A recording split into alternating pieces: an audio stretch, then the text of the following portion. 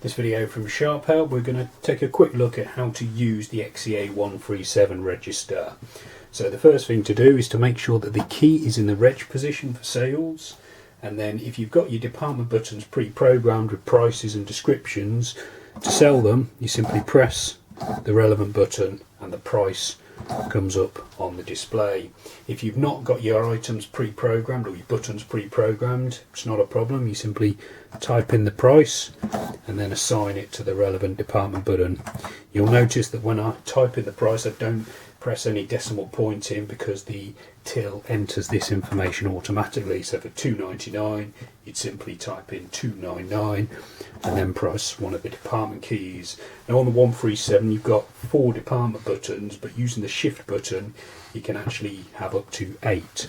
So if we wanted to sell through one of our shift departments, you enter the price, then shift and then the button. Similarly, if your shift department is pre-programmed, you simply press shift and then the department, and it will come up with the price if there's one pre-programmed into it. When you've entered all the items in the sale, you hit the subtotal key here, which is marked #TMST. You get this little symbol appear, which means you're at the subtotal stage. You can still enter items now, so if the customer had another item that you hadn't run through, you can add it on, it's not a problem.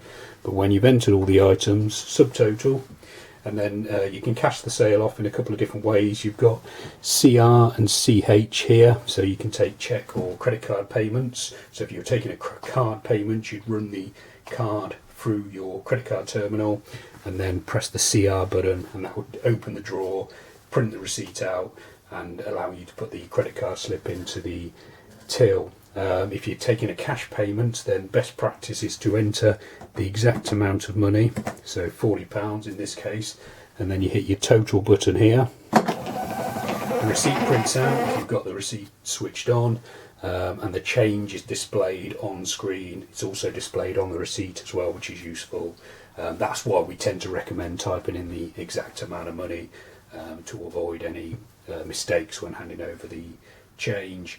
You've got a copy receipt button here, so if you have the receipt switched off, which is, you can switch the receipt off by pressing that key there, and then any sale you run through won't have the receipt print out, but you can then print a receipt out on request or a copy of the previous transaction.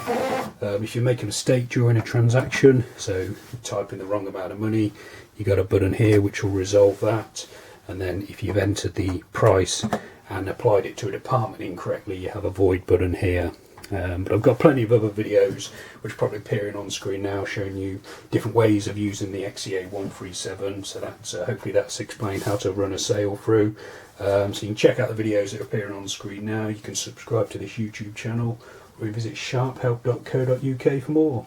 Thanks for watching.